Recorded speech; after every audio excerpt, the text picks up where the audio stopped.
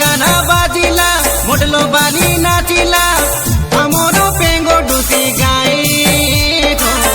हमरो पेंगो डुसी गाए ए भारा भारा भारा आले धापे कोने भारा धारा धारा धारा आले ढेमता जोने धारा साई लोरे लोरे बोली आटा के दे मारा खुसली गोले जाओ तमोर पिंदला फूलो सोरा सारी तारीख दिन के ओ बुझाए मन के कर दिया तो खोंडे पूरा देसिया गाना बाजिला शिल्पी बेबो नाचिला हमरो पेंगो डुसी गाए हो हमरो पेंगो डुसी गाए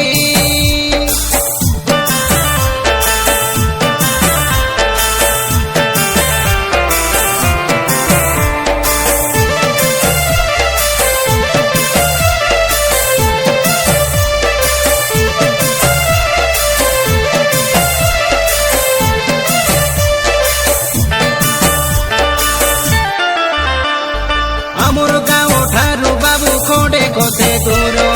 आते देखी आसाबे कैसी बड़ो मंदिर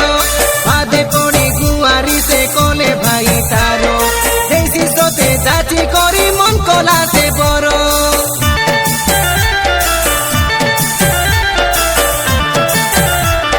धरिया सा नड़िया फूलो चंदन बेल पतरो तार संगे कैयाना बाबू गंगारो से जोड़ो दुई हाथ जोड़ी करी करा बेजुआरो क्षमा करी देसी जेते रहिला पापतरो ओइसे देलु तमके आशा बेकाइएन के नाई गुआ मोरु हुरा देसिया गाना बाजिला शिल्पी बेबो नाचिला देसिया गाना बाजिला शिल्पी बेबो नाचिला हमरो पेंगो डुसी गाए हो हमरो पेंगो डुसी गाए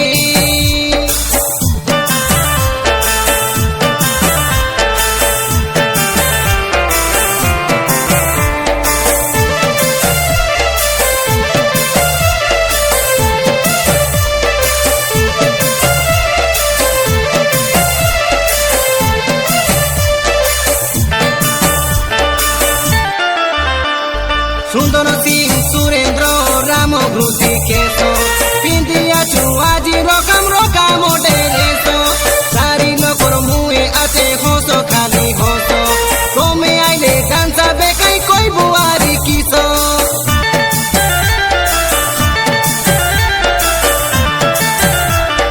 होइसी आते येती बाबू प्रतापपुर नाटो देखते देखा फोटियो चाइ सकालो से जाको झुमरा नहीं राते पाई कोई लुनी से देखो मौका मिली लासे आते देखो बाबू देखो